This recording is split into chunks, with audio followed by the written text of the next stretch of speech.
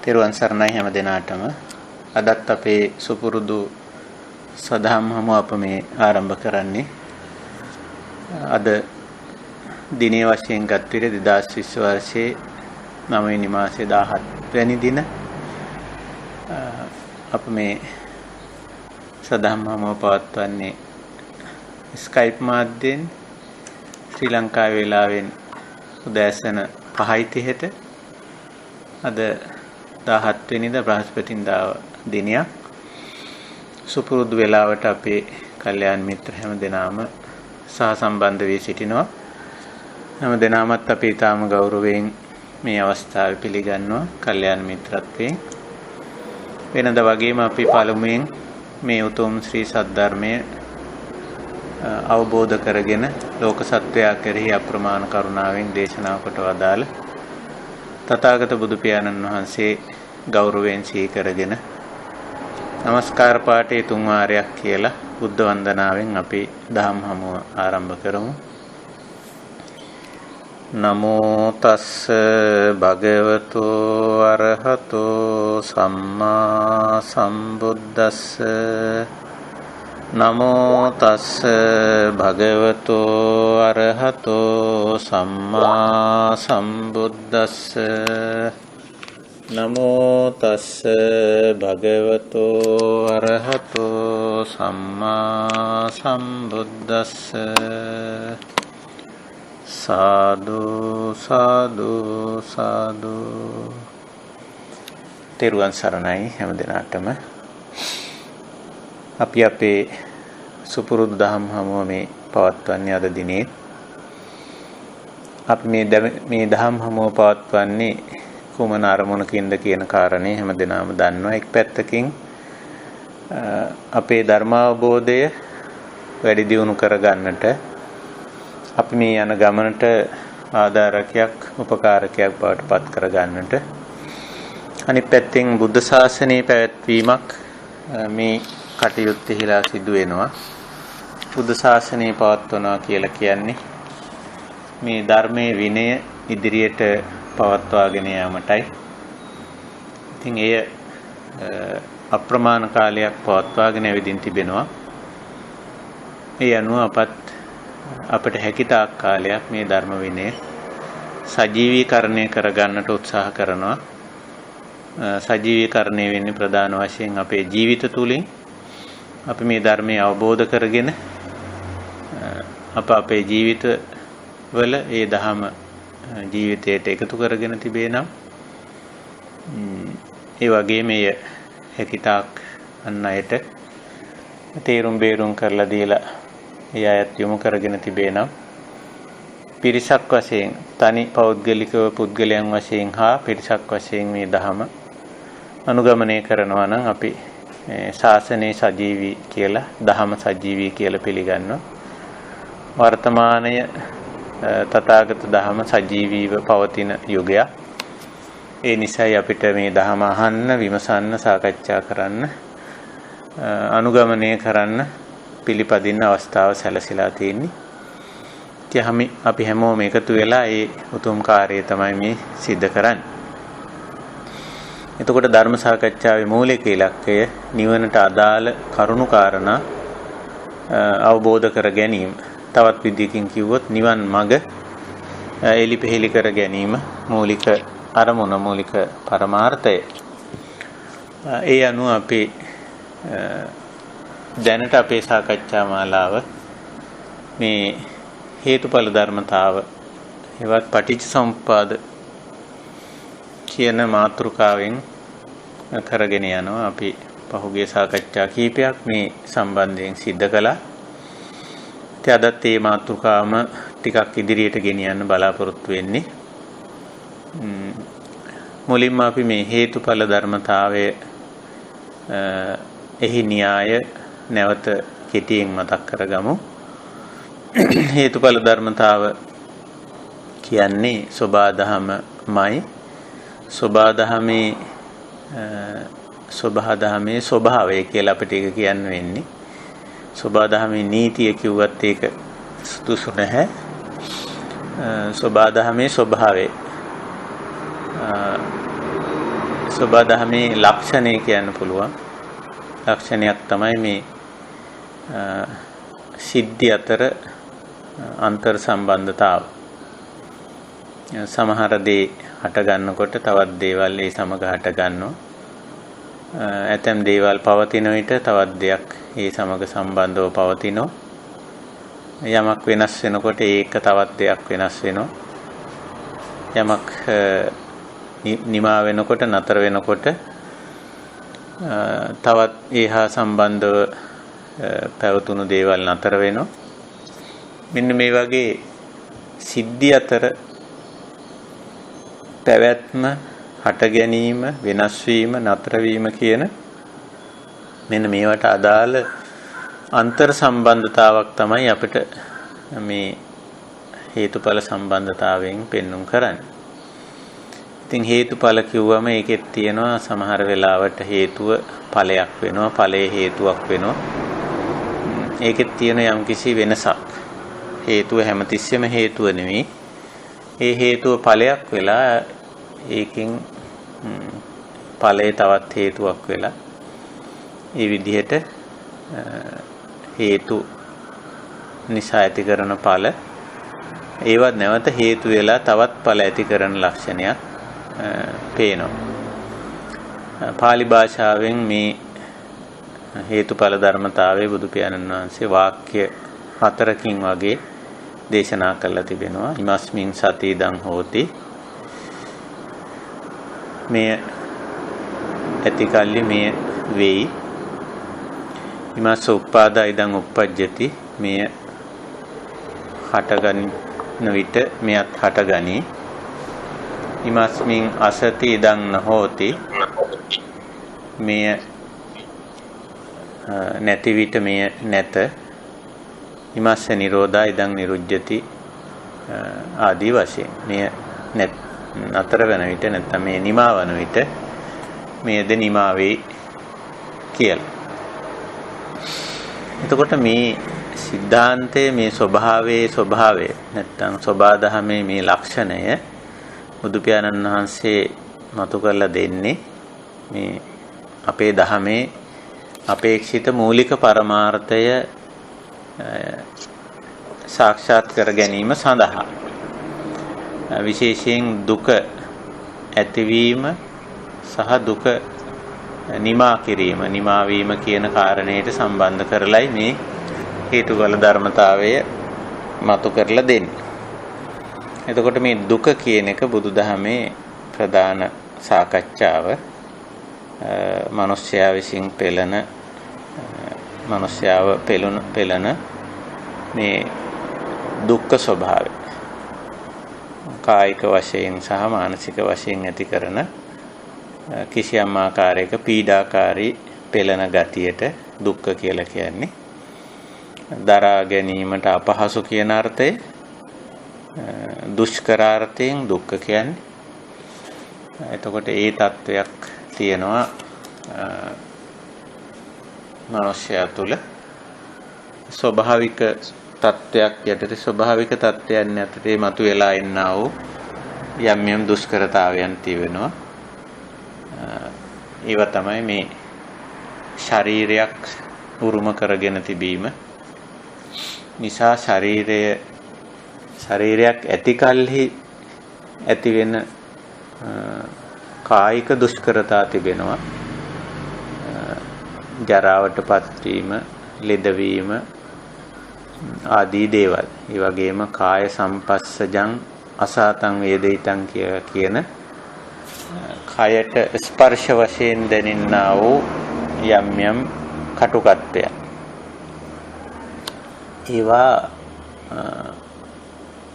කායික දුක්ඛ වශයෙන් සාමාන්‍යයෙන් හඳුන්වනවා. කය නිසා ඇති වෙන, කයේ ඇති වෙන යම් දුෂ්කරතා හැටියට. ඒකට ඒව ඇති වෙන්නේ ඇයි කියලා බලපුවාම මෙහිම වෙන්නේ ඇයි? අපේ මාතෘකාව, අපේ තේමාවත් ඒකයි. මෙහිම වෙන්නේ ඇයි? මේ හේතු විමසන අපේ මේ තේමාව. ඉතින් එහෙම වෙන්නේ කයක් ඇති නිසා. ශරීරයක් ඇති කල්හි ශාරීරික දුක් වේදනා කියන දේවල් ඇති වෙනවා. ඒක ස්වභාවිකයි. ඒක අර ඉමස්මින් සති ඉදං හොත් මේ ඇති කල්හි මේ වෙයි. කුමක් ඇති කල්හිද? කයක් ඇති කල්හි කායික වශයෙන් කයට සිදුවන්නා වූ දේ සිදු වෙනවා. කයට දැනෙන්නා වූ දේ දැනෙනවා. ඒ තුලින් ඇති කරන්නා වූ දුෂ්කරතාවන් පවතින. ඊළඟට මේ දුෂ්කරතාවයේ දුක්ඛ తত্ত্বය කායික වශයෙන් විතරක් නෙවෙයි මානසිකවත් දක්වන මනෝ සම්පස්සජං අසාතං වේදිතං කියලා. මානසට ඇති කරන්නා වූ යම් යම් පීඩාකාරී තත්වයන්. දැන් ඒට හේතුව ඇයි එහෙම වෙන්නේ? එහෙම වෙන්නේ ඇයි? මෙහෙම වෙන්නේ ඇයි කියලා අපෙන් අහුවොත්. ඒකටත් අර හේතුඵල ධර්මතාවයේ උත්තරෙම ලැබෙනවා. බොහොම පහසුවෙන්. ඉමස්මින් සතිදං හෝති. මෙය ඇති කල්ලි කුමක් ඇති කල්හිද? මනසක් ඇති කල්ලි. මනස ක්‍රියාත්මක වන කල්හි මානසික පීඩා ඇත.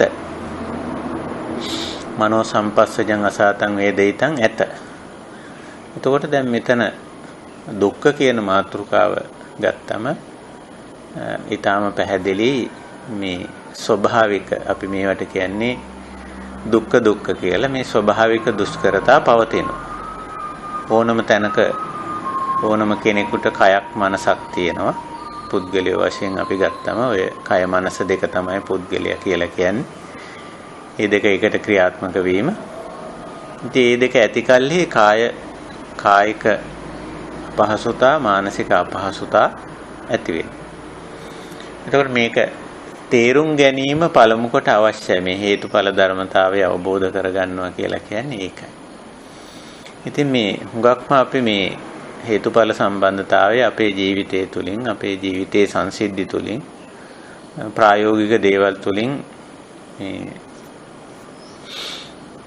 වටහා ගැනීම තමයි හුඟක්ම අවශ්‍ය වෙන්නේ. ඉතින් ඔය කය මනස දෙක මූලික වශයෙන් අපි තේරුම් ගන්න අවශ්‍යයි. කයක් ඇති කල්ලි මනසක් ඇති කල්ලි ඊට අදාළ දේවල් ඇත. දැන් අපි ඔය කතා කරේ කායික දුෂ්කරතා ගැනනේ. ඒ විතරක් නෙමෙයි කායිකව ඇති වෙන වෙනස්කම් විපරිණාමතා කයේ ඇතැම් දේවල් හටගන්න ස්වභාවය කයේ තියෙන ඇතැම් දේවල් නැති වෙලා යන ස්වභාවය සමුදය වය ලක්ෂණ ඒවා තියෙනවා. ශාරීරිකව ගත්තම නොඑක් දේ ශරීරයේ හටගන්න ඇති වෙනවා. ලෙඩ රෝග වගේ දේවල් විතරක් නෙවෙයි ශරීරයේ හැඩරුව එහෙම නැත්නම් වර්ණය ශාරීරික ශක්තිය ක්‍රියාශීලී ගතිය ශරීරවල ඇති වෙනවා. ඇති වෙලා පවතිනවා. පවතිලා නැති වෙලත් යනවා. එතකොට මේ ශරීරයක් ඇති කල්ලි මේ දේවල් ඇති වී පැවති නැති වී යන ලක්ෂණය පෙන්වනවා. එතකොට අපි ඒ අනුසාරයෙන් මේවා ඔක්කොම තේරුම් ගන්න ඕනේ. කයක් ඇති කල්හි මේ හැම දෙයක්ම ඇත. කයක් ඇති කල්ලි කය හට ගන්නවා සමග මේවා හටගනි. කයක් නැති කල්ලි මේවා නැත. කය නිමා වෙනකොට මේවාද නිමා වෙයි කියලා ඒ විදිහට අපිට මේවා තේරුම් ගන්න පුළුවන්, අවබෝධ කරගන්න පුළුවන්. අනිත් මානසික දේවලුත් ඒ විදිහටම තේරුම් ගන්න අවශ්‍යයි. මානසිකව ඇති වෙන දුක්ඛ දෝමනස්ස විතරක් නෙවෙයි. සුඛ සෝමනස්සත් එහෙමනේ. දැන් අපිට සතුට ඇති වෙන්නේ කොහොමද?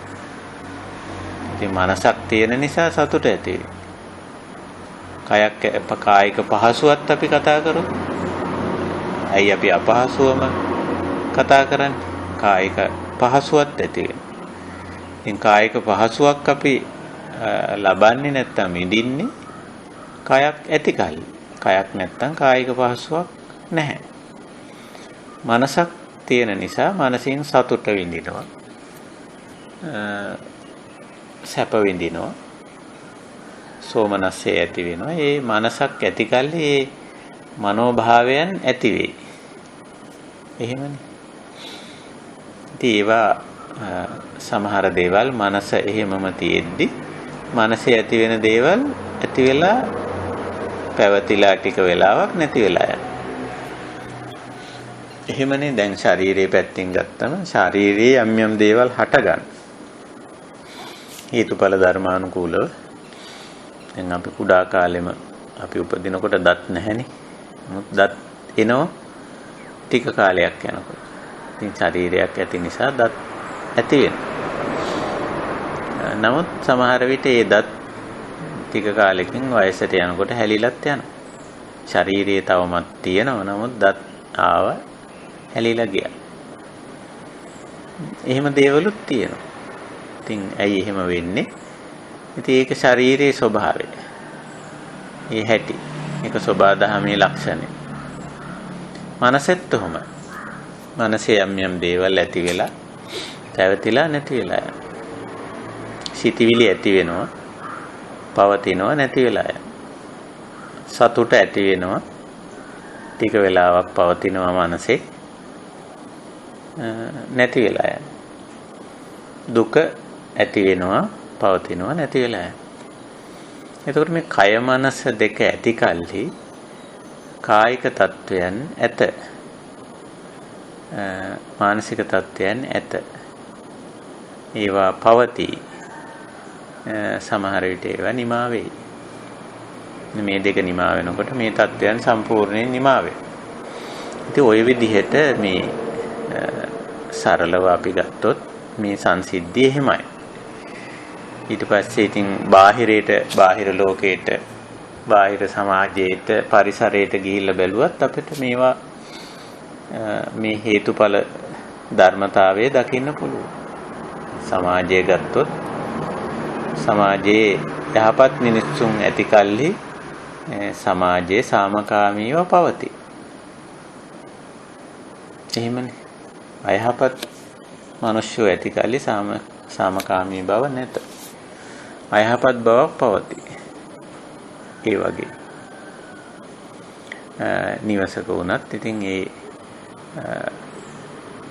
මිනිස්යන්ගෙත් තියෙන සාමකාමී සහජීවන ගතිය එවැනි මිනිස්යන් ඇති කල්හි ඒ නිවසේ එවැනි දේ තිබේ. එවැනි මිනිස්යන් නැති කල්හි එවැනි දේ නැත. එතකොට ඒකයි මේ හේතුඵල සම්බන්ධතාවය තුලින් අපි දකින්නේ. බාහිර පරිසරයේ කාලගුණ දේශගුණ තත්ත්වයන් අපි ගත්තත් ඒත් ඒ වගේ. ඉතින් ඔය විදිහට මේ හේතුඵල ධර්මතාවය තුලින් අපිට හැම දෙයකම සිද්ධි අතර අන්තර් සම්බන්ධතාවය දකින්න පුළුවන්. කොහොම නමුත් අපි මේ සාකච්ඡාවේදී මූලික වශයෙන් අවධානය යොමු කරන්නේ ද්වාදසාංගයට. ද්වාදසාංගය හැමෝම දන්නවා. පටිච්ච සමුප්පාද න්‍යාය පැහැදිලි කරන ඉදිරිපත් කරන හැම වෙලාවකම බුදුරජාන් වහන්සේ ඒ තුලින් ඉදිරිපත් කරන්නේ මේ ද්වාදසාංගයට අනුකූලව දුක්ඛ දෝමනස්ස උපායාස, ජරා ව්‍යාධි මරණ ශෝක පරිදේව දුක්ඛ දෝමනස්ස උපායාස, අප්පිය සම්පයෝග පිය විප්පයෝග ඉච්ඡාලාභ කියලා සාමාන්‍යයෙන් අපේ ජීවිතේ පවතින මනුෂ්‍යයා පෙළෙන අකමැති තත්වයන් ටික. ඉතින් ඒවා එකිනෙක ඒවයි හේතු පැහැදිලි කරමින් මේ දේශනාව හැමතැනම කරලා තියෙන්නේ. අපි මේ සිද්ධි යුගල 3ක් 4ක් විතර අපි 3ක් විතර කතා කරා. ජාති සහ ජරා මරණ, ඒ වගේම භව සහ ජාති, උපාදාන සහ භව කියන මේ සිද්ධි යුගල, සිද්ධි දෙක තමයි අන්තර් සම්බන්ධතාව පෙන්눔 කරන්නේ. ඉතින් බෝසතාණන් වහන්සේ නැත්නම් බුදුරජාණන් වහන්සේ මේක ගොක් වෙලාවට යටකොනේ ඉඳලා නැත්නම් මේ දුක්ඛ ස්වභාවයේ ඉඳලා තමයි බොහෝ වෙලාවට පටන් ගන්නෙ. සාමාන්‍යයෙන් අවිද්‍යා පත්‍ය සංඛාරා ආදී වශයෙන් ඒක මුල කෙලවර හැටියට දක්වන අතරේ දුක්ඛ දෝමනස් උපායාස අග කෙලවර හැටියට දක්වනවා. නැත්නම් අග ඵලයේ හැටියට දක්වනවා.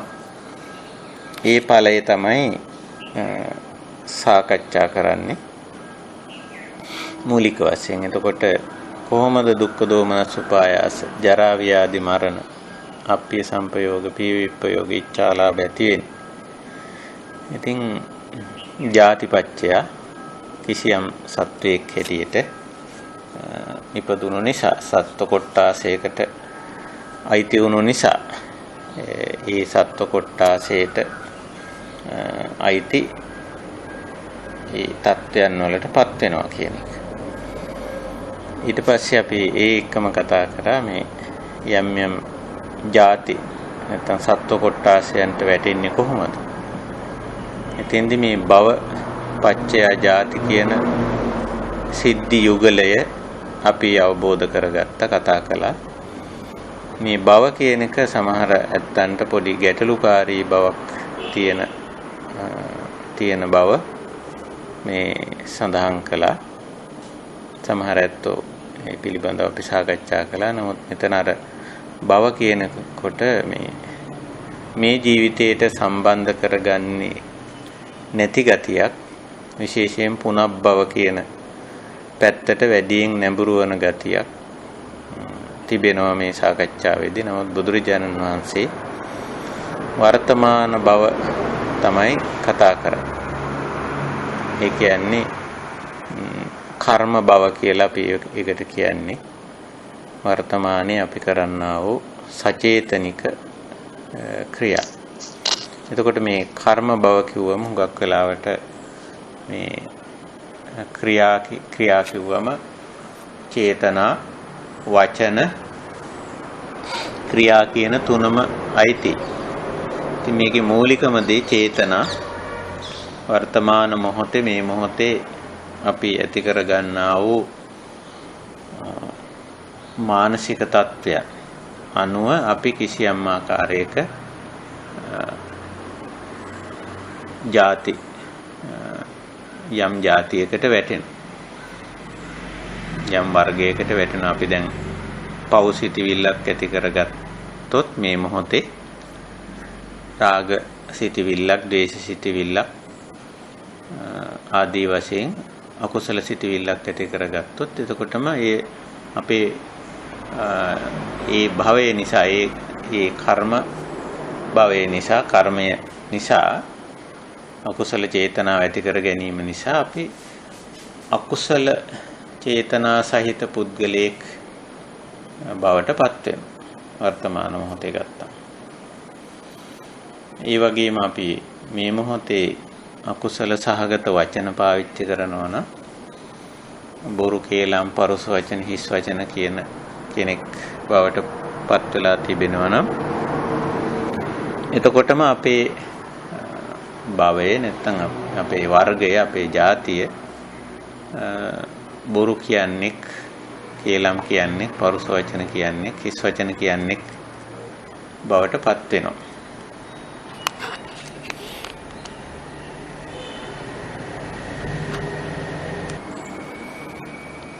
එතකොට ওই විදිහට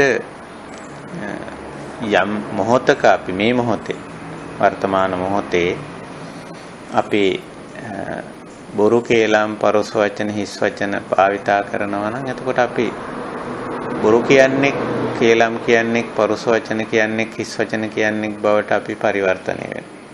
එතකොට ඒක තමයි මේ වර්තමාන වශයෙන් භවය සකස් වෙනවා කියලා අපි කියන්නේ. භවය සකස් වෙලා ඒ අනුව ಜಾතිය ඇති වෙනවා කියලා අපි කියන්නේ ඒකයි. එතකොට අපිට වැදගත් වෙන්නේ හුඟක්ම මේ වර්තමාන මේ කර්ම භවය කියන එක, උප්පත්ති භවය කියන එක තීන්දුව වෙන්නේ කර්ම භවයත් එක්ක. භව කියන්නේ මෙතන සිදුවීම, කිරීම කියන අර්ථය. ඉතින් සාමාන්‍යයෙන් අපි කිරීම කියන අර්ථය අරගෙන නැහැ මෙතන. සිදුවීම කියන අදහස තමයි භවති කියන පාලි වචනයෙන් භව කියලා සකස් වෙලා තියෙන්නේ. සිදු වෙනවා කියන්නේ. එතකොට මේ කර්ම සිදුවීම නිසා ඊට අදාළ වර්ගයට, කොටසට, ජාතියට, නිකායට පුද්ගලයා වැටෙනවා.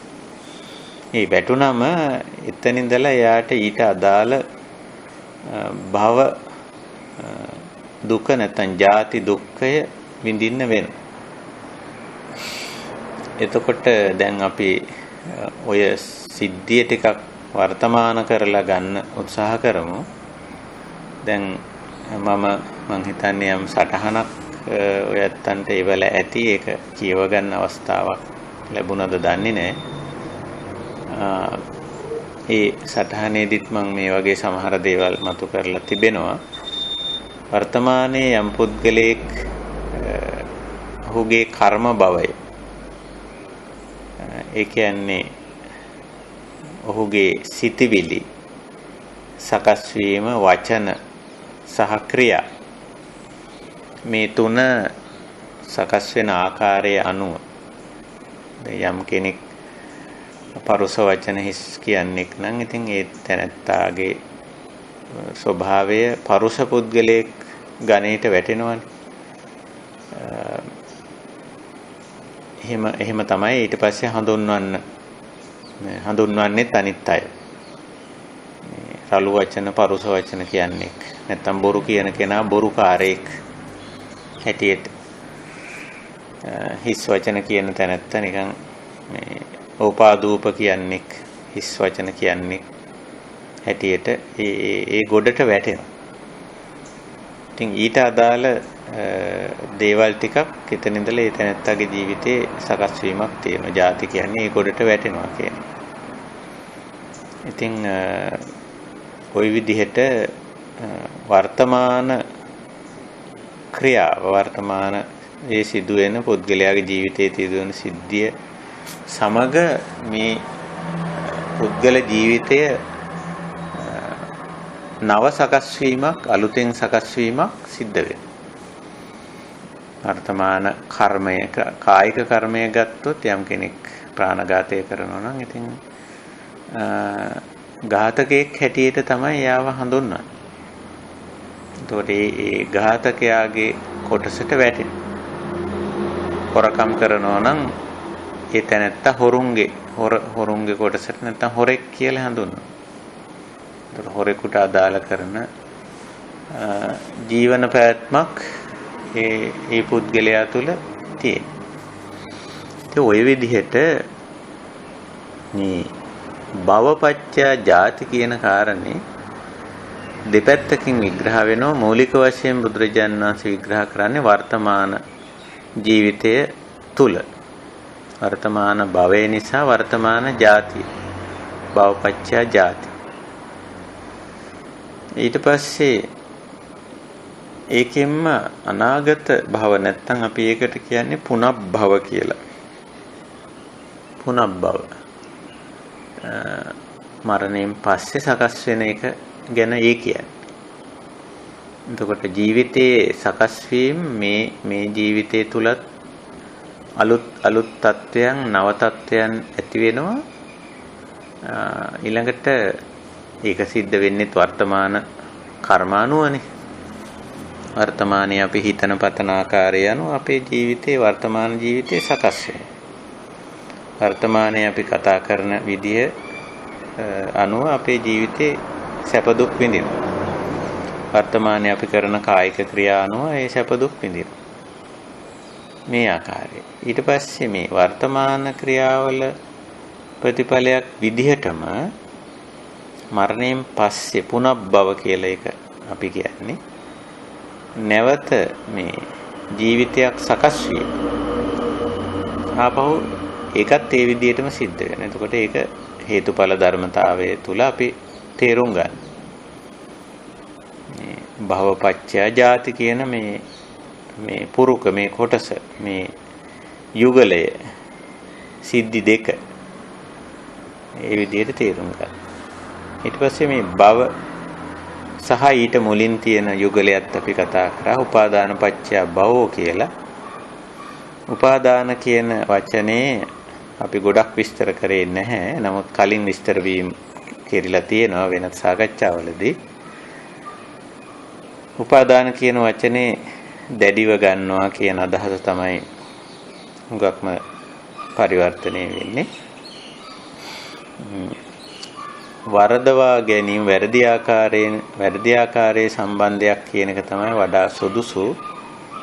ඇලීම, ගැටීම, මුලාව කියන තුනම මේ උපාදානය තුල පවතින. උපාදාන කිව්වම ඒක එක්තරා විදිහක වරදවා ගන්න ගතියක්, වැරදි ආකාරයෙන් ගන්න ගතියක්, නොගැලපෙන නොසුදුසු අයහපත් විදිහට ගැනීමක් කියලා තමයි අපිට සිංහලට පරිවර්තනය කරන්න වෙන්නේ. හුඟක් වෙලාවට දැඩිව ගන්නවා කියන අදහස තමයි පරිවර්තනය වෙලා තියෙන්නේ. කොහොම නමුත් මේ තුල ඇලීමත්, ගැටීමත්, මුලාවත් කියන තුනම තියෙනවා. මේ තුනෙන් කොයි විදිහකට ගත්තත් ඒක උපාදානයක් හැටියටයි අපිට කියන්න වෙන්නේ. යම් දෙයක ඇලුනත් ඒක උපාදානයක්. යම් දෙයක් සමග ගැටෙනවාද එයත් උපාදානයක්. යමක ගති ලක්ෂණ වලට යමෙක් මෝහණය වෙනවද? මෝහ වෙනවද? ඒකත් උපාදානයක් කියලා. එතකොට මේ උපාදාන සහ භව අතර සම්බන්ධය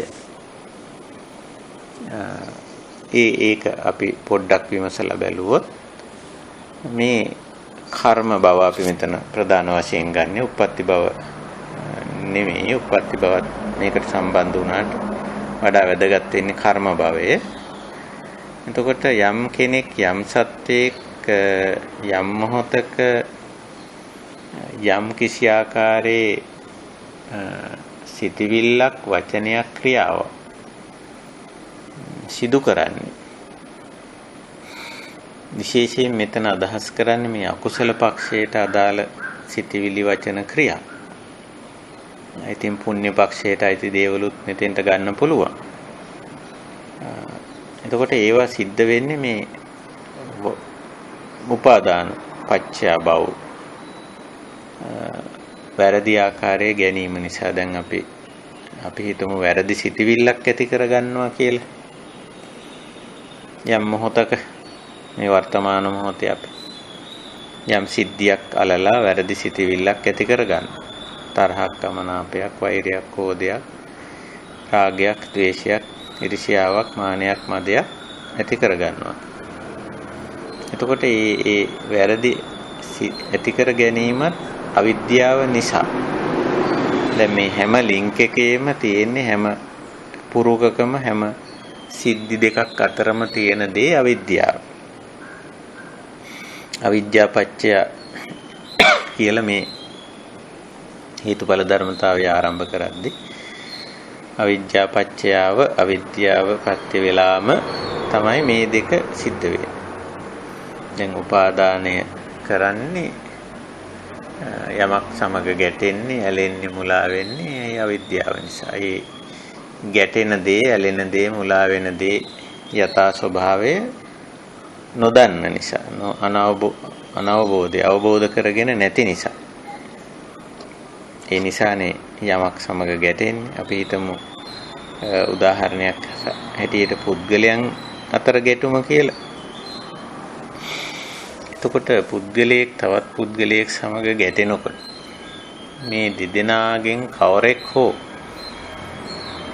මේ ගැටෙන ස්වභාවය අකුසලයක්, අයහපතක්, ඒකෙන් වරදක් සිද්ධ වෙන්නේ, දෝෂයක් වෙන්නේ කියලා තේරුම් කරගත්තොත් එතන ගැටීම නැහැ.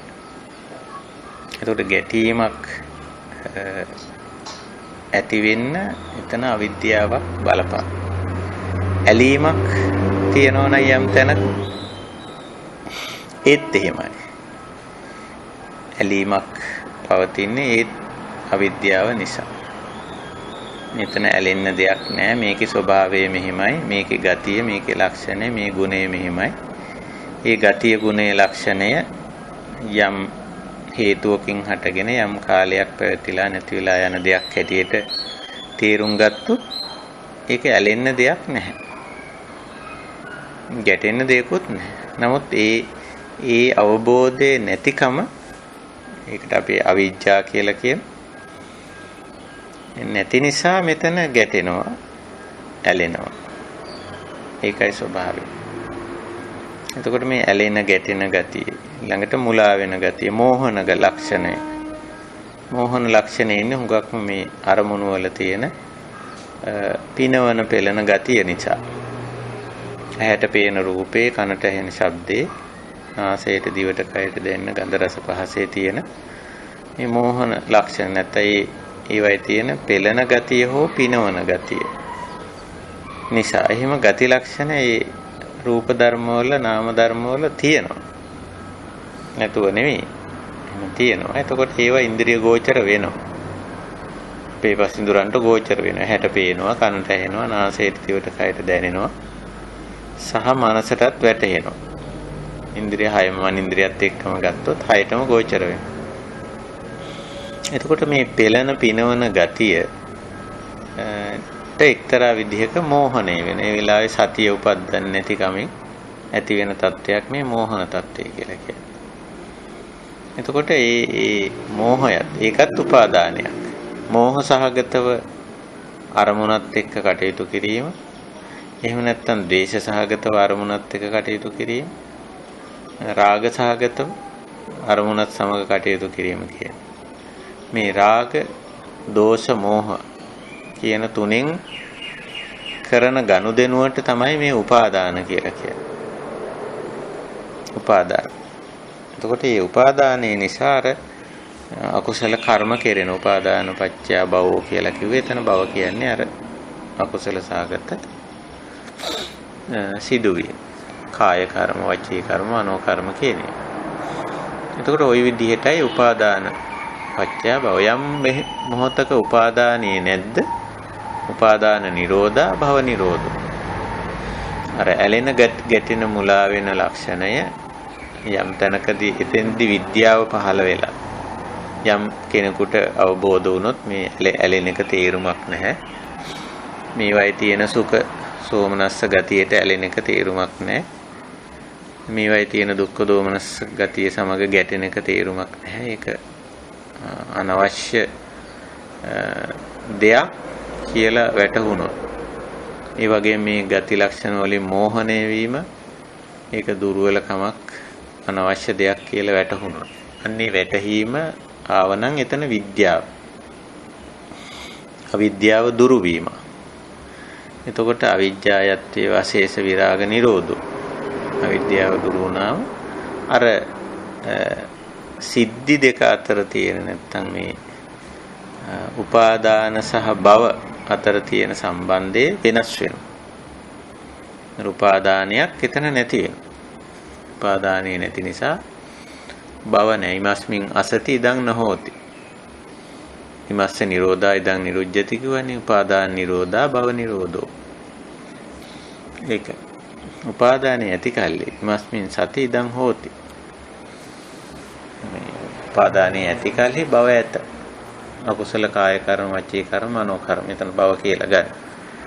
ඇත. ওই විදිහට. ඊළඟට අපි මේ ඊළඟ පුරුකටත් නැත්නම් ඊළඟ යුගලයටත් මදක් අවධානය යොමු කරමු. තණ්හා පත්‍ය උපාදාන. තණ්හා සහ උපාදාන කියන සිද්ධි දෙක. එතකොට මේ දැඩිව ගැනීම නැත්නම් දැඩිව ගැනීම කියලා අපි දැනට එහෙම කියමු.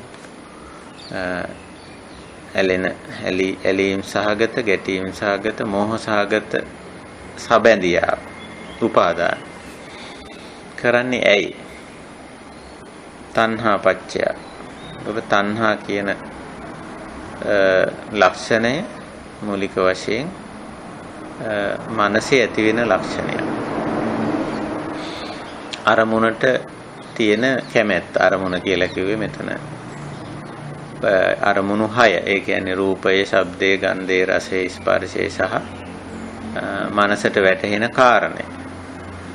මේ 6ට මනසේ කිසියම් ආකාරයක නැඹුරුතාවයක් වෙනවා.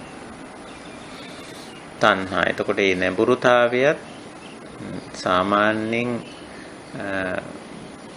ඒක අකුසල කියලා කියන්න අපි හුඟක් වෙලාවට පුරුදු වෙලා තියෙනවා. තණ්හාව අකුසල කියන මට්ටමින් තමයි හුඟක් වෙලාවට හැඳින්වෙන්නේ. නමුත් මේ නැඹුරුතාවය කියන එක මනසේ තියෙන එක්තරා ගති ලක්ෂණයක්. නැඹුරුතාවය. මේ නැඹුරුව කියන එකත් අර මේ කියන්නේ ඒකේ තියෙන ගොරෝසුකමට නැඹුරු වීමයි මෘදුකමට නැඹුරු වීමයි කියන දෙකම අයිති වෙන්නේ. තණ්හා කිව්වම අපි සාමාන්‍යයෙන් පරිවර්තනය කරන්නේ ආසාව කියලා. මොකද ආසාව කියනවට වඩා වෙනස් එකක් තණ්හා කියලා කියන්නේ. අරමුණට නැඹුරු වෙන ගතිය තණ්හාවේ මූලික ලක්ෂණ. කිසියම් ආකාරයක පේන රූපයට, ඇහෙන ශබ්දයේ, දැනෙන ගන්ධ රස පහස වැටහෙන කාරණේ. ඒ දිත්තේ, සුතේ, මුතේ, විඤ්ඤාතේ සමග දකින දේ, ඇහෙන දේ, විඳින දේ සහ වැටහෙන දේ සමග කිසියම් ආකාරයක ඒකට නැඹුරුතාවයක් පෙන්වනවා. ඒක අර ඒකේ පිනවන ගතිය තිබුණත්, පෙළන ගතිය තිබුණත්, ඒ දෙකෙන් තොර ගතිය තිබුණත්, ඒ කියන්නේ සුඛ, දුක්ඛ, අදුක්ඛම සුඛ කියන ලක්ෂණ තුනෙන් කවරක් වුණත් කවර ලක්ෂණයකට වුණත් මනස නැඹුරුතාවයක් පෙන්වනවා. ඔය වේදනා පච්චයානේ තණ්හා කියලා දක්වන්නේ ඊළඟ පුරුකත් අපි මතක් කරගත්තොත් වේදනාව නිසා මේ විඳීම නිසා බැඳීම කියලානේ කියන්නේ. එතකොට මේ මෙතන බැඳීම මූලික වශයෙන් මනෝභාවය, මානසික තත්ත්වය. ඒක හේතුඵලයක් විදිහටයි අපි තේරුම් ගත යුත්තේ. මනසේ ඇති කරන මේ තණ්හා කියන ස්වභාවය. එතකොට තණ්හා කියන ස්වභාවය හේතුඵල ධර්මතාවයක් හැටියට අවබෝධ කරගත්තොත් මේක වේදනා පත්‍ය විඳීම නිසා ඇති වෙන බැඳීමක් කියලා. තණ්හාවට අපි බැඳීම කියමු. වේදනාවට අපි විඳීම කියමු. විඳීම නිසා බැඳීම. ඒතර මේක අපේ සාමාන්‍ය ජීවිතයේ පොඩ්ඩක් හිතලා බලන්න. අපි යම් දේවල් විඳිනවනේ. එහෙන් රූප බලලා යම් දේවල් අපි හිතාමතාමත් බලනවා. ඒ වගේම පේනෙනවා. එතකොට බලනකොට පේනෙනකොට මනස ඒක විඳිනවනේ. කිසියම් ආකාරයක ඒක වින්දනයක් කරනවා. ඒ වින්දනය කරපු ගමන්ම ඒකට කිසියම් ආකාරයකට බන්ධනයක් නැත්තම් ඒකට නැඹුරුතාවයක් පෙන්නනවා. නැවත නැවත බලන්න, නැවත නැවත අහන්න, නැවත නැවත විඳින්න, නැවත නැවත වටහා ගන්න ආදී වශයෙන් එහෙම නැඹුරුතාවයක් පෙන්නනවානේ. දැන් අපි උදාහරණයක් හැටියට ගත්තොත් සමහර විට අපි එක සැරයක් බලපු දේ ආයි බලනවානේ. එක සැරයක් බලපු චිත්‍රපටයක්, නාට්‍යයක්, එහෙම නැත්නම් කිසියම් නවකතාවක්, පොතක්, එහෙම නැත්නම් එක සැරයක් ගිහිල්ලා බලපු ස්ථානයක් ආයිමත් බලන්න යනවානේ. නැවත නැවත බලන ගතියක් තියෙනවානේ. ඒකට බුදුරජාණන් වහන්සේ පාවිච්චි කරේ පෝනෝ භවිකා කියන ලක්ෂණය. එතනත් අර භව කියන වචනේ තමයි යෙදිලා තියෙන්නේ. පුනබ්බව, පෝනෝ භවිකා කියන එක. ඒක අර නැවත නැවත ඇති කරන ගතිය. පෝනෝ භවිකා. එක සැරයක් බලලා අතාරින්නේ, එක සැරයක් බලලා නතර වෙන්නේ නැහැ. ආයි නැවත නැවත බලන. එක සැරයක් අහලා නතර වෙන්නේ නැහැ. ඒක ආයි අහන. ගීතයක් හරි මොකක් හරි සමහරට අපි ධර්ම දේශනාව වුණත් නැවත අහන. ඒක නැවත නැවත අහන ගතිය මනසේ තියෙන. ගඳක් රසක් පහසක් වුණත් එක සැරෙන්ම අතහරින්නේ නැහැ. නැවත නැවත ඒක සිදු වෙනවා. එතකොට මෙන්න මේ තණ්හා කියන වචනේ බුදුරජාණන් වහන්සේ පැහැදිලි කරනකොට ධම්මචක්ක දේශනාවේදී චතුරාර්ය සත්‍ය පැහැදිලි කරන අවස්ථාවේ පෝනෝ භවිකා කියන වචනේ පාවිච්චි කරලා තියෙන යායන් තණ්හා මේ තණ්හාව පෝනෝ භවිකා නන්දි රාග සහගත తත්‍ර తත්‍රාභිනන්දිනී සේයති දං කාම තණ්හා භව තණ්හා විභව තණ්හා කියලා. ඒකේ ලක්ෂණය එහෙමයි. තණ්හාවේ ලක්ෂණය එහෙමයි. එක සැරයක් බලලා නතර වෙන්නේ, එක සැරයක් අහලා නතර වෙන්නේ. අපි කියන්නේ මේ සුඛ දේ විතරක් නෙමෙයි දුක්ඛදායක දේ වුණත් එහෙමයි. දැන් දුක්ඛදායක දෙයක් එක සැරයක් බලලා නතර කරනවද?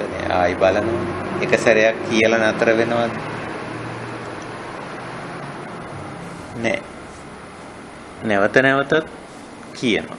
නැවත නැවතත් බලනවා. එහෙම තියෙනවා. එතකොට මේ සුඛ දුක්ඛ දෙකටම අදාළයි මේ. සුඛ දුක්ඛ අදුක්ඛම සුඛ තුනටම අදාළයි මේ පෝනෝ භවික ගතිය. නන්දි රාග සතුටු වෙන ඇලෙන ගතිය. తත්‍ර తත්‍ර අභිනන්දිනී ඒ අරමුණේ අභිනන්දනය කරන ගතිය.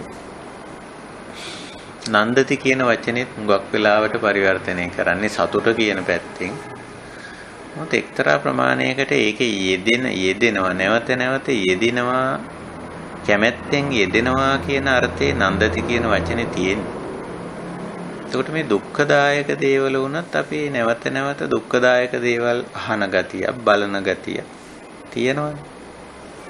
දැන් ශෝකාන්ත නාට්‍යවල තියෙනවනේ සුඛාන්ත සහ දුක්ඛාන්ත කියලා දෙක. මේ දුක්ඛාන්ත නාට්‍යෙත් නැවත බලනවා. මේක අභිනන්දනය කරන ගතියක් තියෙනවා. සුඛාන්ත නාට්‍ය විතරක් නෙමෙයි. දුක්ඛාන්ත නාට්‍යයත් අභිනන්දනය කරනවා. ඒක නැවත නැවත පෝනෝ භවික ගතිය. తත්‍ර తත්‍ර අභිනන්දිනී ගතිය.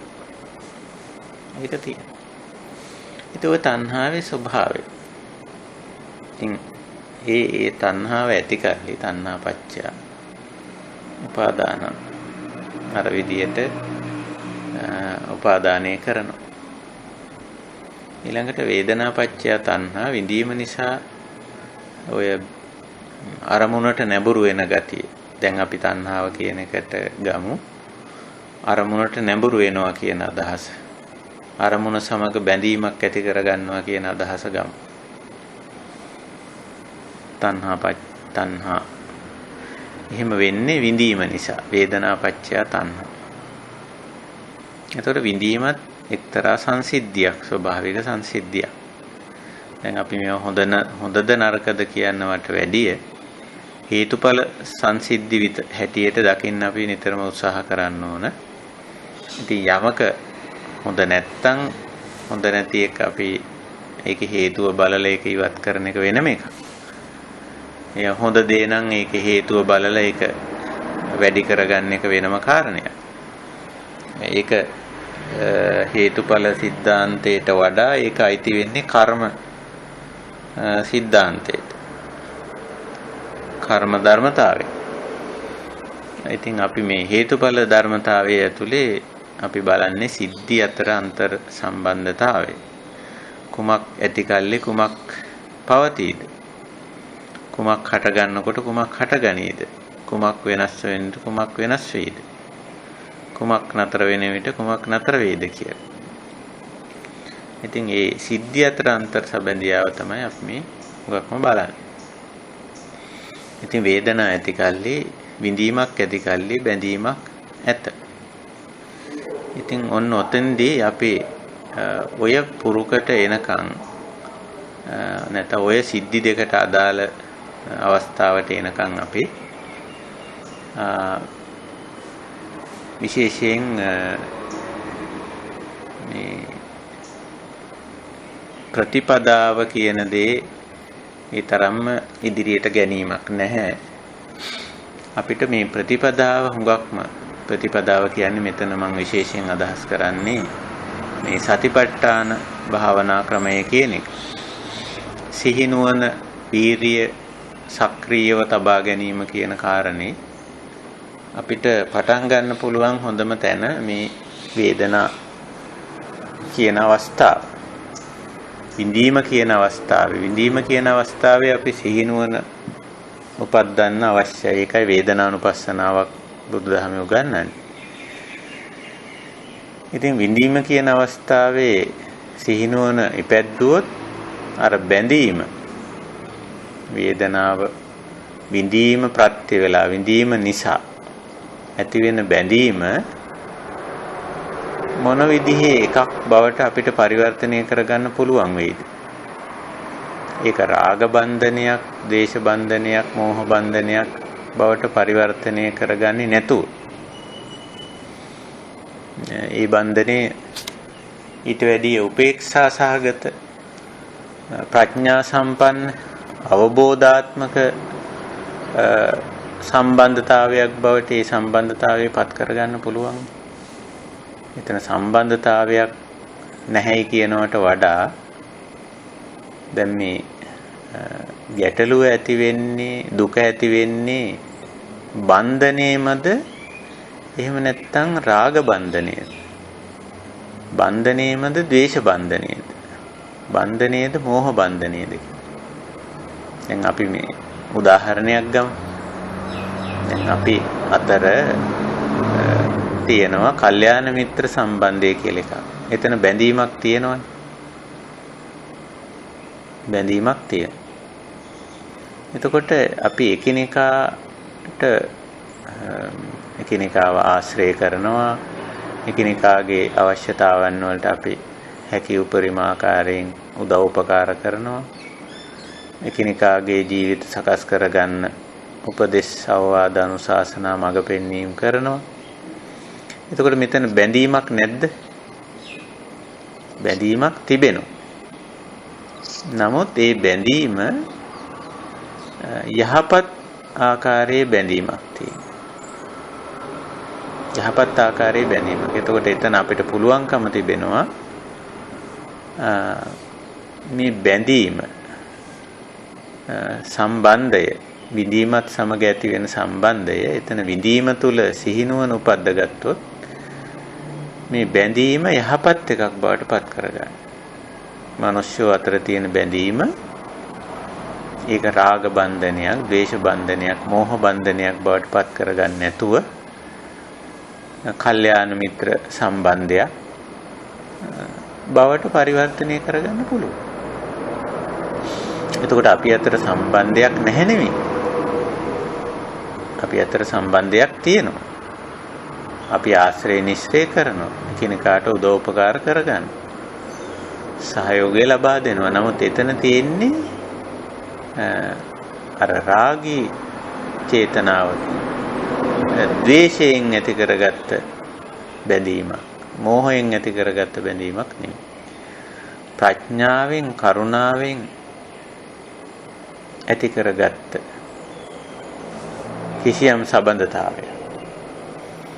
එතකොට විඳින අවස්ථාවේ අපි ඒ සතිමත් භාවයේ ඇති කරගත්තොත් ඒ විඳීමත් එක්ක අපිට මේ නිවැරදි බැඳීම ඇති කරන්න පුළුවන්කම තියෙනවා. බැඳීම කියපු ගමන්ම අපි හුඟක් වෙලාවට බැඳීමක් කියන එකක් සම්බන්ධතාවයක් නොතිබිය යුතුයි කියලා වගේ තමයි අපි අදහස් කරන්නේ. සාමාන්‍යයෙන් එහෙමයි හුඟක් අය හිතන්නේ. නමුත් මේ විඳීම සමග බැඳීම කියන එක ස්වභාවික ලින්ක් එකක්, ස්වභාවික සංසිද්ධි දෙකක්. එතකොට මෙතන අපේ වේදනානුපස්සනාවක් බුදුරජාණන් වහන්සේ උගන්වන්නේ ඒකයි. එතන සිහිනුවන ප්‍රඥාව තියාගත්තොත් මේ බැඳීම යහපත් බැඳීමක් බවට පත් කරගන්න පුළුවන්. අපි ඕක තවත් උදාහරණයක් අපි දැන් කතා කරේ මිනිස්යන් අතර සම්බන්ධයනේ. අපි වෙනත් බාහිර සිද්ධියක් එක්ක සම්බන්ධයක් අපි බලමු. දැන් උදාහරණයක් ඇටියට අපි ගහකොළ එක්ක අපේ සම්බන්ධයක් තියෙනවා. මොකද අපි ගස් වලින් අපිට මේ කෑමට අවශ්‍ය ගෙඩි ලැබෙනවා, ඖෂධ ලැබෙනවා, හේවන ලැබෙනවා, හුස්ම ලැබෙනවා, සිසිලස ලැබෙනවා, බොහෝ දේ ලැබෙනවා. ඒ ලැබෙන නිසා ඒවා අපි විඳිනවා. ආහාර පාන වශයෙන් ගෙඩි කාලා ඒවා විඳිනවා. ගහක් දිහා බලලා සමහරට ඇහින් විඳිනවා. ඒවයි සුවඳ විඳිනවා, රස විඳිනවා, ස්පර්ශය විඳිනවා. නොඑක් විදිහට අපි ගහ විඳිනවා. ඒකට කියන්නේ අපි වේදනා කියලා විඳීම. ඒක හරි ස්වභාවික සංසිද්ධිය. එතකොට මේ විඳීමත් එක්ක අර විඳින අවස්ථාවේ අපි සිහිනුවන නොපැවැත්වුවොත් සමහර විට මේ ගහ සහ අපි අතර තියෙන බැඳීම රාග බන්ධනයක් වෙන්න පුළුවන්. එහෙම නැත්නම් ද්වේෂ බන්ධනයක් වෙන්නත් පුළුවන්. ඒ ගහේ තියෙන මොකක් හරි කටුවක් හරි ඒකේ තියෙන වස ගතියක්, විස ගතියක් හරි මොකක් හරි දෙයක්කට අපි ද්වේෂ කරනවා වෙන්න පුළුවන්. ඒ ගහත් එක්ක අපේ තියෙන්නේ දැන් අකමැත්තක් වෙන්න පුළුවන්. එහෙම නැත්නම් විශේෂ මනාපයක් ඒකේ. එතකොට මේ සිහිනුවණින් යුක්ත වුණොත් මේක විඳින මොහොතේ ඒ හා ඇති වෙන බැඳීම ඒ කියන්නේ අපි මේ කතා කරන්නේ විඳීම සහ බැඳීම කියන පටිච්ච සමුප්පන්න ධර්මතා දෙක. වේදනා සහ තණ්හා කියලා පාලියෙන් හඳුන්වන්නේ. මේ දෙක අතරේ මේකේ මේ බැඳීම කියන එක, බන්ධනය, සම්බන්ධතාවය කියන එක වඩා නිවැරදි කරන්න පුළුවන්. වඩා යහපත් කරන්න පුළුවන්. ගහ සහ මා අතර සම්බන්ධය යහපත් කරන්න පුළුවන්. එහෙම අපි ඒ අවබෝධය තුළ විඳින අවස්ථාවේ අවබෝධය තුළ ඉන්නවා නම් ඒක නිවැරදි කරන්න පුළුවන්. එහෙම නැත්නම් අපිට ඕන ගහ විතරක් තියෙන අනිත් ගහස් එක්ක ද්වේෂ බන්ධනයක් ඇති කරලා ඒ ගස් කපලා දාන්න ඉඩ තියෙනවා. අපිට ඕන ගහ විතරක් තියාගන්න ඒකෙත් ගෙඩි හැදෙන්නේ නැති නම් ඒකත් කපලා දාන්න. ඔය වගේ ඒ බැඳීම නිකන් අවිද්‍යාත්මක මෝඩ අකුසල සහගත බන්ධනයක් බවට සම්බන්ධතාවක් බවට හැරෙන්න ඉඩ තියෙනවා.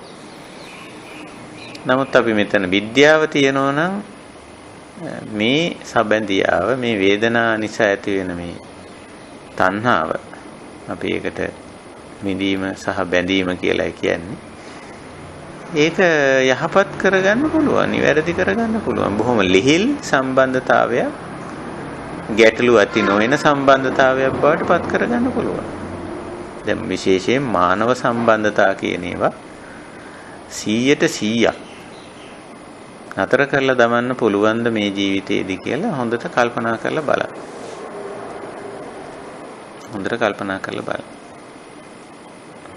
එහෙම හැකියාවක් නැහැ. එහෙනම් අපිට සම්බන්ධතා අවශ්‍යයි. ඒක විඳීමට අදාළ දෙයක් බැඳීම. එතකොට මේ සම්බන්ධය අපි නිවැරදි තලයක පවත්වා ගන්න. නිවැරදි තලයක පවත්වා ගන්න නම් අපි මේ මොහොතේ සිහිනුවන සහ වීරිය විඳින මොහොතේ තබා ගත යුතුයි. පුද්ගල සම්බන්ධතා, සමාජ සම්බන්ධතා, පරිසරයේ සමග ඇති කර ගන්නා වූ සම්බන්ධතා, කය තමන්ගේ කය සමග ඇති කර ගන්න කය මනස කායික සම්බන්ධතා, මානසික සම්බන්ධතා. මෙහිම අපිට ගොඩාක් පැහැදිලි කරන්න පුළුවන් මේ සම්බන්ධතා, සබැඳියා, බන්ධන. ඉතින් මේ හැම එකක්ම අපිට නිවැරදි කරගන්න පුළුවන්. එතන විද්‍යාව, අවබෝධය තියෙනවා. අවිද්‍යා පත්‍ය, අවිද්‍යාව ඇති කල්ලි තමයි මේ සම්බන්ධතා අතර මේ පුරුක් අතර නැත්තම් මේ සිද්ධි අතර ගැටලු කියන ඒවා මතුවේ. ඉතින් අපි මේ හේතුඵල સિદ્ધාන්තයේ මේ සාකච්ඡා කරගෙන යන්නේ. ඉතින් විඳීම සහ බැඳීම, වේදනා පත්‍ය තණ්හා කියන මේ කොටස හේතුඵල ධර්මතාවය යටතේ හරිම වැදගත් සිද්ධි දෙකක්. ඒක නිසා බුදුරජාණන් වහන්සේ මේ සිද්ධි දෙක විශේෂයෙන් වේදනා කියන සිද්ධිය විශේෂයෙන් අනුපස්සනාවක් හැටියට හඳුන්වා දීලා තියෙන වේදනා අනුපස්සනා කියලා. එතකොට අපි නිතරම විඳින්න එපා කියන එකක් මේකේ කියන්නේ නැහැ. විඳින්න වෙනවා සහ විඳින්න ඕන කමකුත් තියෙනවා අපිට. ඒක නිසා විඳීම ගැටලුවක් නෙමෙයි, වේදනාව ගැටලුවක් නෙමෙයි. විඳීමේදී අපි අවදි වෙන්න ඕන. සතිමත් වෙන්න ඕන. මම මේ මොහොතේ යමක් විඳිනවා. ආදී වශයෙන්. එතකොට මේ අවදිමත් භාවයේ තුල අපිට පුළුවන් වෙනවා, අපිට හැකියාව ලැබෙනවා අර විඳීමත් එක්ක ඇති වෙන බැඳීම.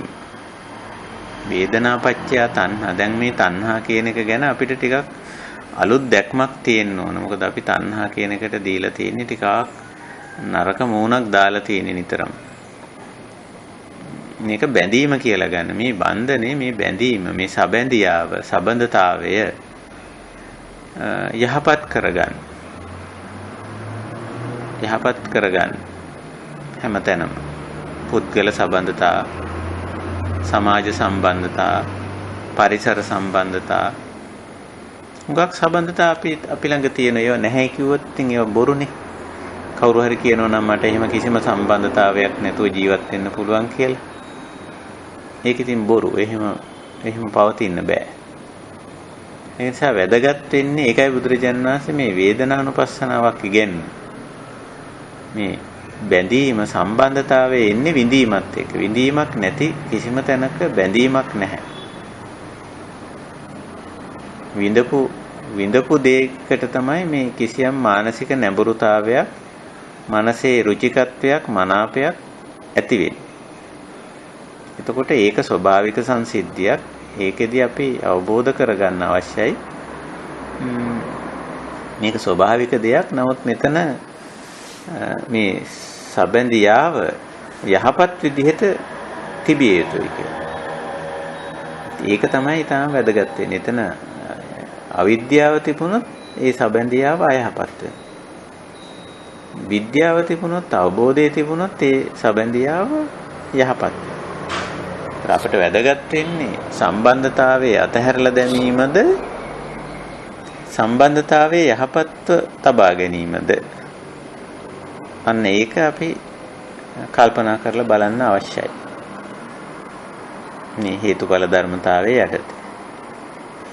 ඉතින් ওই විදිහට අපි මේ අදට මම කැමතියි උතරින් ටිකක් මගේ සාකච්ඡාව නතර කරන්න. තවත් ඉස්සරහට වේදනා සහ පස්ස, සලආයතන සහ පස්ස ආදී වශයෙන් ඔය කාරණා ටිකක් තියෙන. ඒ ටික අපිට ඒ තරම්ම ගැඹුරට සාකච්ඡා කරන්න අවශ්‍ය වෙයි කියලා මම කල්පනා කරන්නේ නැහැ.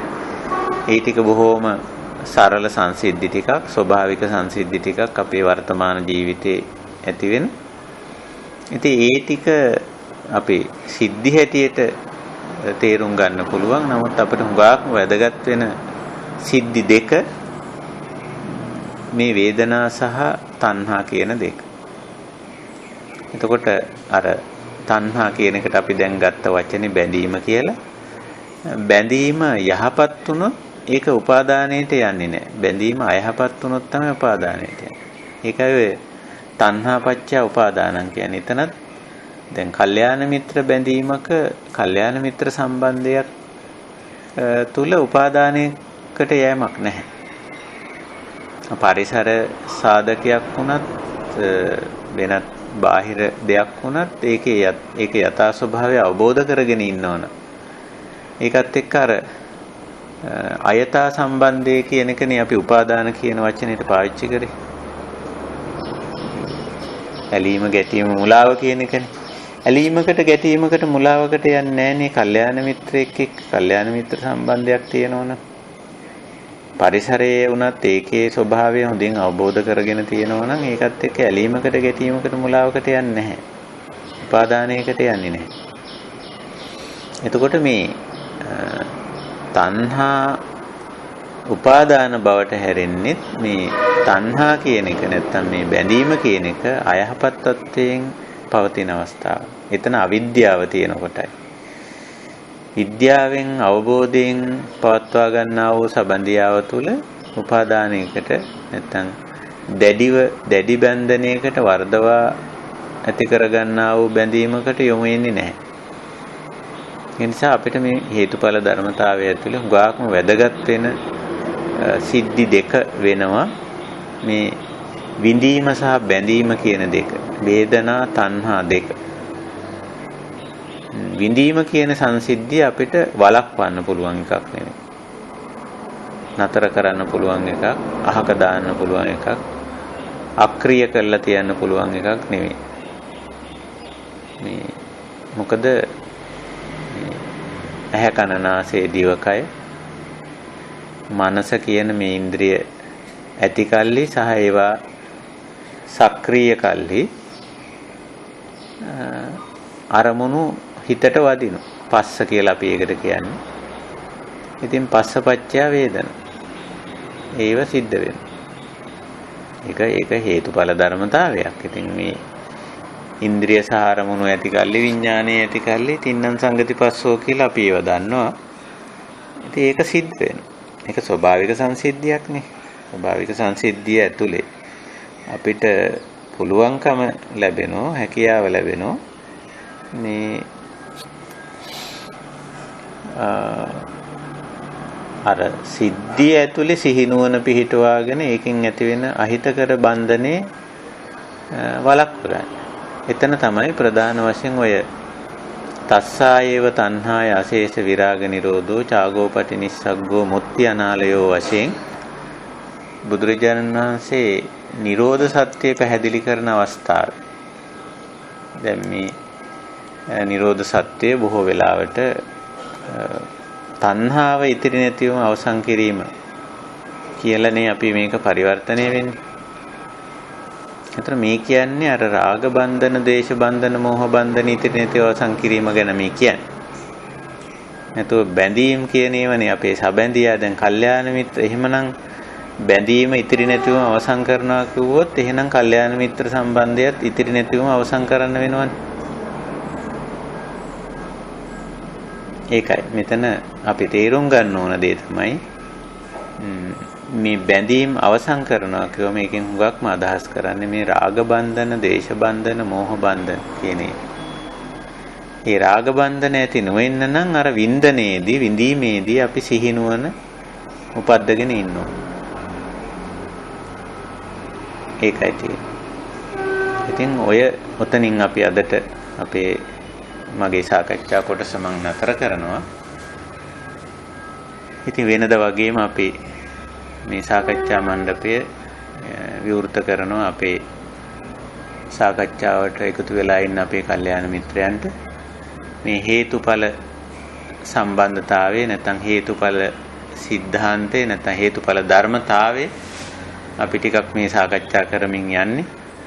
හේතුඵල ධර්මතාවයට අනුව අපේ ජීවිතයේ සංසිද්ධි වටපිටාවේ සිදුවෙන දේවල් පුද්ගල හැසිරීම් රටා චර්යා රටා මේවා අවබෝධ කරගන්න පුළුවන් නම් හරිම හොඳයි. මොකද ඒවයි අපිට තියෙන මේ සංශෝධනය කරගත යුතු, පිරිසිදු කරගත යුතු, වෙනස් කරගත යුතු, සකස් කරගත යුතු අංශ තිබෙනවා.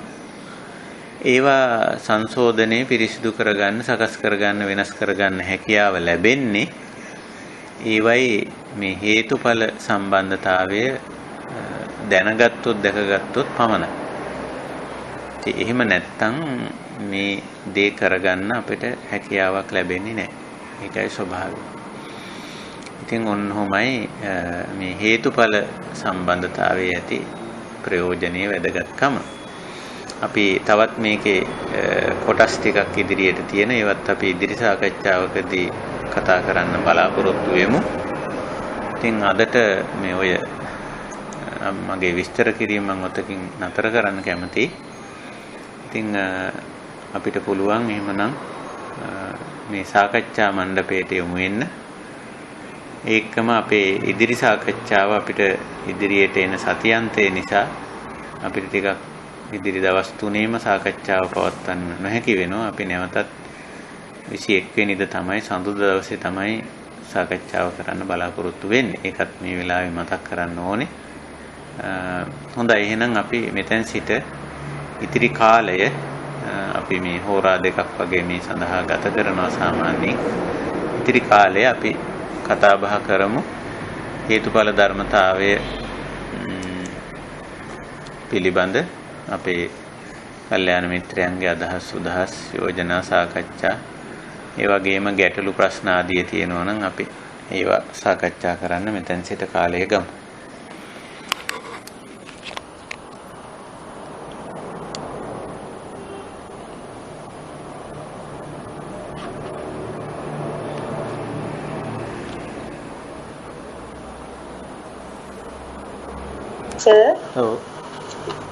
අවසරයි. වර්තමානයේ සකස් වෙන සිත සිහිනුවණින් යුතුව පරිහරණය කරනවා නම් සංකාර නිරෝධය තුලින් ලෝකෝත්තර ස්වභාවයට පත් වෙනවා නේද? වර්තමානයේ සකස් වෙන සිත අර භව කියන තැන මේ අපි කතා කරන්නේ. ඔබතුමී ඉදිරිපත් කරන්නේ වර්තමාන සිත සකස් වෙනවා. ඒ සකස් වෙන සිත සංකාර, ඒ කියන්නේ අකුසල සංස්කාරයක්, අකුසල සිතවිල්ලක් බවට පත් වෙන්නේ අවිද්‍යාව ප්‍රත්‍ය වුණොත්නේ. අවිද්‍යාව ප්‍රත්‍ය වන්නේ නැතිනම් එය කුසල සංස්කාරයක්, කුසලමය සිතවිල්ලක් වෙනවනේ. එතකොට ඒක අකුසල සහගත ක්‍රියාවකට, වචනයකට, තවදුරටත් අකුසල සහගත සිතවිල්ලකට දායකත්වයේ සපයන්නේ නැහැ. එතකොට ඒකයි අර සංඛාර නිරෝධ කියන එතන අදහස් කරන්නේ අවිද්‍යාවයත්තේ වාසේස විරාග නිරෝධෝ සංඛාර නිරෝධා කියුවේ ඒක. එතකොට අර සිතවිල්ලක් තියෙනවා එතන. සිතවිල්ලක් නැතුව නෙවෙයි. නමුත් ඒ සිතවිල්ල අකුසල සහගත වෙලා නැහැ. අකුසල තත්වයටපත් වෙලා නැහැ. එතකොට එතනම අපි කියන මේ ඔබතුමී ඉදිරිපත් කර විදිහට මේ එතන නිවීම, ඒ සැනසීම එතන තියෙනවා. මොකද සිතවිල්ල තමයි අපේ සාමාන්‍යයෙන් සංස්කාරවල ආරම්භය හැටියට සලකන්නේ. චිත්ත සංකාරය. සිතවිල්ල සකස් වීම. එතනින් පස්සේ තමයි ඒක කියන්න හිතෙන්නේ. කියන්න හිතෙන ගතිය තමයි වචී සංකාරය කියන්නේ. ඊට පස්සේ කරන්න හිතෙන ගතිය කාය සංකාරය කියලා කියනවා. එතකොට මේ කියන්න හිතෙන්නේ, කරන්න හිතෙන්නේ දෙවනුව. ඊට පස්සේ කරන්නේ සහ කියන්නේ ඊටත් පසුව. නමුත් මුල්ම අවස්ථාවේ අපි සිහිනුවණින් පසු වෙනවා නම් අපිට මේ සංස්කාරයක් ඇති වෙන්නේ මේ යම් දෙයක් දැක්කම, ඇහුවම, වින්දම, තේරුණාමනේ යම් සිතවිල්ලක් පහළ වෙන්නේ. එතකොට දකින අහන විඳින වටහා ගන්නා මොහොතේ අපි සිහිනුවණින් යුක්ත නම් ඒ සංස්කාරය අකුසල සංස්කාරයක් වෙන්නේ නැහැ. මොකද එතන ඒ දකින අහන විඳින වටහා ගන්නා අවස්ථාවේ අවිද්‍යාව නැත්තම් විද්‍යාව තියෙනවා නම්, සම්මා දිට්ඨිය තියෙනවා නම්, දකින අහන විඳින දේ යථා ස්වභාවය, එහි අනිත්‍ය අනාත්ම විපරිණාම සමුදය වය පටිච්ච සමුප්පන්න ස්වභාවය වැටහෙනවා නම් එහෙනම් ඒ දකින අහන විඳින දේ සම්බන්ධයෙන්, වටහා ගන්නා දේ සම්බන්ධයෙන් අකුසල සංස්කාරයක් ඇති වෙන්නේ නැහැ. මොකද එතන අවිද්‍යාව නැහැ. මේ දකින්නකොටම දකින්නේ විද්‍යාවෙන්, අහනකොටම අහන්නේ විද්‍යාවෙන්, විඳිනකොට විඳින්නේ විද්‍යාවෙන්. වටහා ගනිද්දී ඒක අවිද්‍යාවෙන් තොරවම වටහා ගන්නවා. එතකොට එතන අවිද්‍යාව නැති නිසා ඒ අකුසල සංස්කාරය කෙරෙන්නේ නැහැ. ඉතින් ওই විදිහයි මේ දේ, මේ සිද්ධිය. ඉතින් ඔව්, එතනම එතනින් පස්සට යන්නේ නැහැ. එතනම ඒ ටික අවසන්. ඉතින් පළවෙනි පුරුකෙම නැත්තම් පළවෙනි සිද්ධි දෙකේදීම ඒක නිමයි. ඒක නිසා එතනම නිවන තියෙනවා කියලා අපිට කියන්න පුළුවන්. ඒ එතන අකුසල සංස්කාරයක් කෙරෙන්නේ නැති නිසා. ඔව්, ඒක හරි.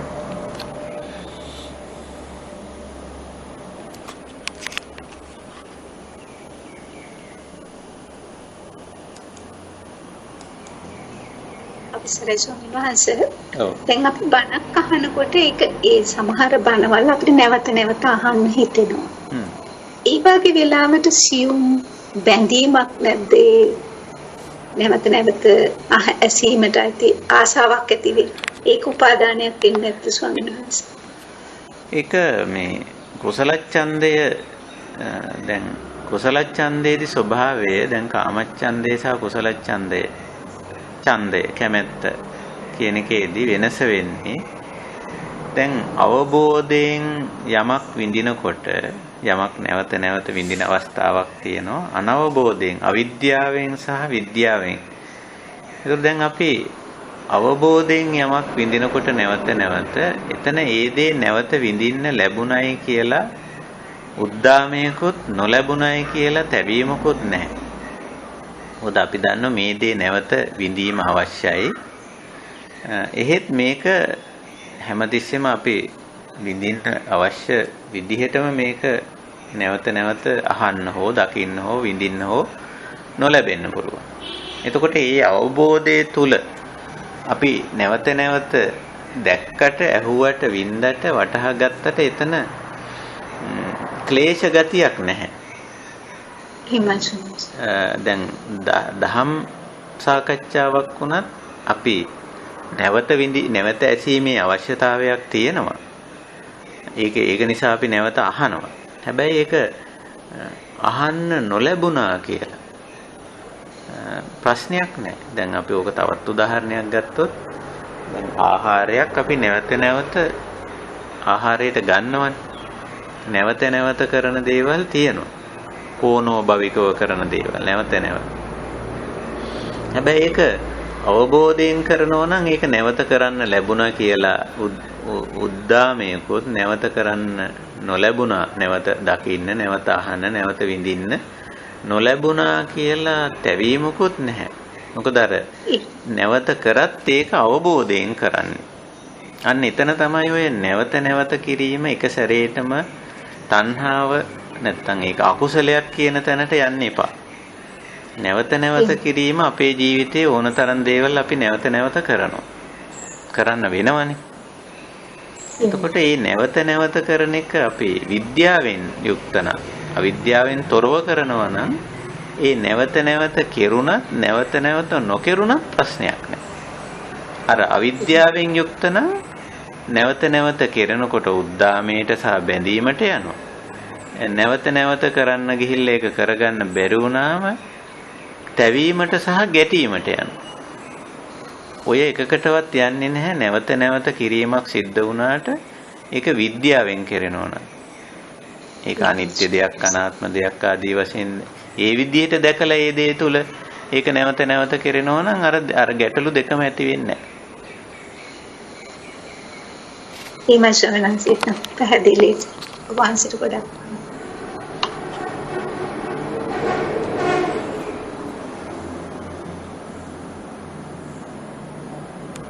මේ අද කතා කරල දේවල් අපි පොඩ්ඩක් සාරාංශ කරලා අපි දහම් හමුව නිමා කරමු. අපි දැනට අවධානය යොමු කරන්නේ මේ හේතුඵල ධර්මතාවයට. ඊටාම වැදගත් දෙයක් අපි හේතුඵල ධර්මතාවය මෙතෙන්දී විශේෂ කාරණයක් මතක් කරන්න ඕන. මේ හේතු සාමාන්‍යයෙන් අපි මිනිස්සු හේතු හොයනවා හැම දෙයකම. ඒ හේතු හොයන්නෙම අරමුණු දෙකකින්. එකක් තමයි සමහර දේවල් අපට වැඩි කරගන්න අවශ්‍යයි. සමහර දේවල් අඩු කරගන්න අවශ්‍යයි. එතකොට මේ දෙකටම අපිට හේතුව හොයා ගන්න ඕන. ඉතින් ඒක නිසා අපි හේතු හොයනවා.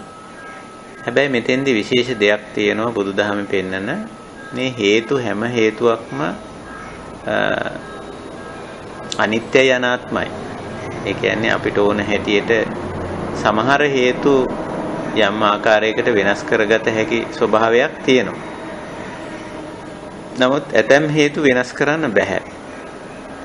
මෙන්න මේ කාරණේ පොඩ්ඩක් මානසිකාර කරලා හොඳට භාවනා කමටහනක් හැටියට අරගෙන මේ හේතුඵල સિદ્ધාන්තය පිළිබඳ අපි මේ කතා කරන සාකච්ඡා මාලාව තුළදී එහෙම විමසලා බලන්න කියලා මම අපේ කල්යාණ මිත්‍රයන්ගෙන් ඉල්ලා සිටින්න කැමතියි.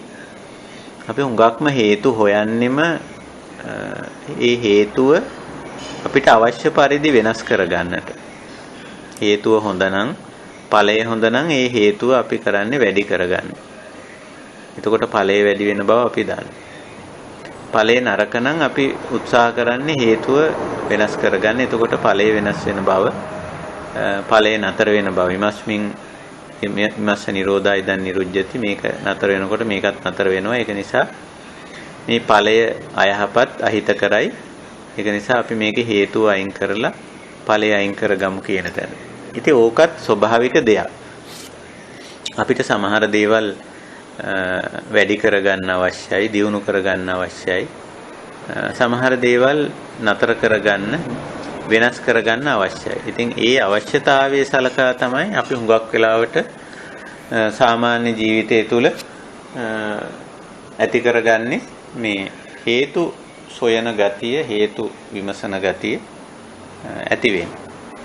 ඉතින් හැබැයි අපේ හේතු මේ පිළිබඳ නිත්‍ය සංඥාවක් ඇති කරගන්න හොඳ නැහැ. එකක් තමයි හැම හේතුවක්ම අපිට අනාවරණය කරගන්නම පුළුවන් කමක් නැහැ. මේකේ හේතුව මෙන්න මේකමයි කියලා ඵලය අපි ළඟ තිබුණත් ඒකේ හේතුව හරියටම අනාවරණය කරන්න බැරි වෙන්න පුළුවන්. දැන් උදාහරණයක් ගත්තොත් තවමත් කොරෝනා වල හේතුව අනාවරණය කරගෙන නැහැ. අපිට අවශ්‍ය වෙලා තියෙන කොරෝනා වෛරස් එක වෙනස් කරගන්න, ඒක නතර කරගන්න අවශ්‍ය වෙලා තියෙනෝනේ මුළු මානව සංහතියේටම. ඉතින් තවමත් අපි ඒකේ හේතු හොයනවා. සමහර ඒ ඵලය අපි ළඟ තිබ්බත් හේතුව අපිට අනාවරණය කරන්න බැරි අවස්ථා තියෙන. එතකොට තමයි අපි උපේක්ෂා වෙන්නේ ගැන. ඊළඟට අපි හේතු අනාවරණය කරගත්තත් සමහර වෙලාවට හේතුව වෙනස් කරන්න බැරි අවස්ථා තියෙනවා. එතකොටත් අපි උපේක්ෂා වෙලා අපේ චර්යාව වෙනස් කර ගැනීමෙන් අපි මේ ඵලයත් එක්ක කටයුතු කරන්නේ, මේ ඵලයත් එක්ක ජීවත් වෙන්න අපි හුරු පුරුද්දක් ඇති කරගන්නවා. දැන් උදාහරණයක් හැටියට අපි ගමු මානවචර්යා. සමහර මානවචර්යාවන් අහිත කරයි. අපිත් සමග ජීවත් වෙන අය බලන්න සමහර අයගේ හැසිරීම රටා අහිත කරයි. ඉතින් මේ අහිතකර හැසිරීම රටා වල හේතුව අපි දන්නවා. මෙන්න මේ හේතුව නිසා මෙයා මේ විදිහේ අහිතකර හැසිරීමක් යා තුල තියෙන්නේ කියලා. එහෙත් අපට අර හේතුව වෙනස් කරන්න බෑ. ඒ පුද්ගලයාටත් ඒ හේතුව වෙනස් කරගන්න බෑ. ඔහුත් සමහර විට ඒකට අසමත්. අපිට වෙනස් කරන්නත් බෑ. එතකොට මේ ඵලය, අහිතකර ඵලය අපි භුක්ති විඳිනවා දිගටම. එතකොට අන්නේ අවස්ථාවේ අපිට උපේක්ෂා වෙන්න වෙනවා. විඳ දරා ගන්න වෙනවා. එතකොට මේ වගේ තියෙනවා හේතුඵල විමසීම අපිට එක පැත්තකින් වාසිදායකයි. මොකද අහිතකර හේතු ඉවත් කරන්න පුළුවන්. හිතකර හේතු වැඩි කරගන්න පුළුවන්.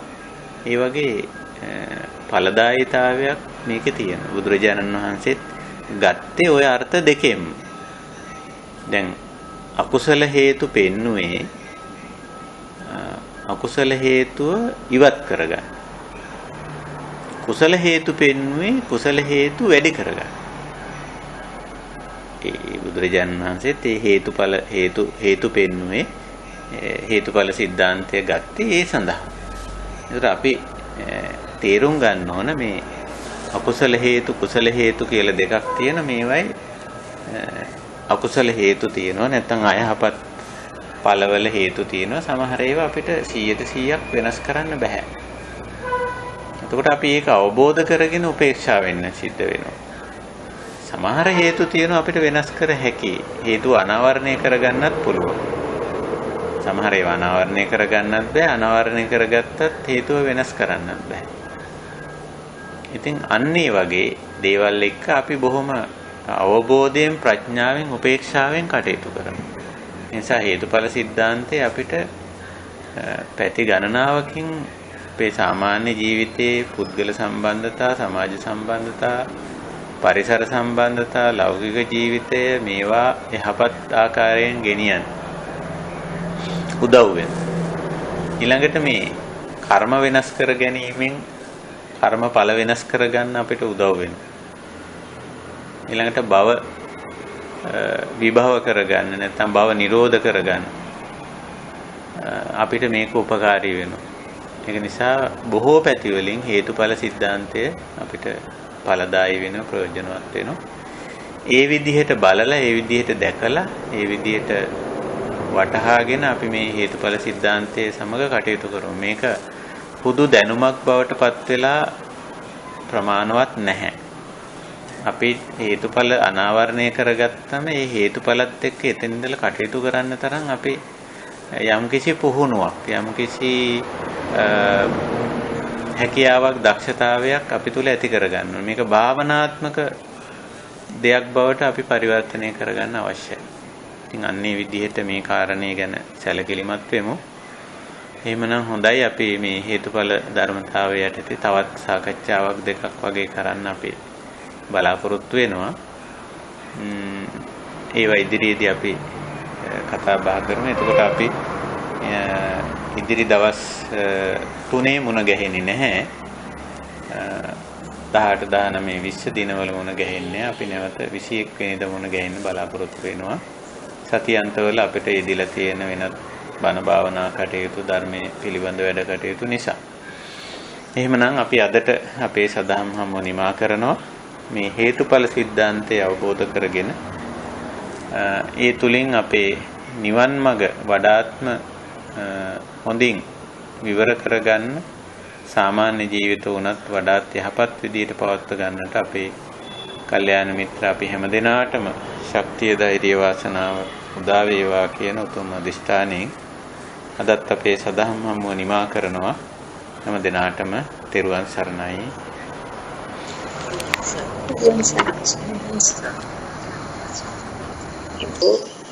තෙරුවන් සරණයි. තෙරුවන් සරණයි හැමදෙනාටම සුවපත් වේවා.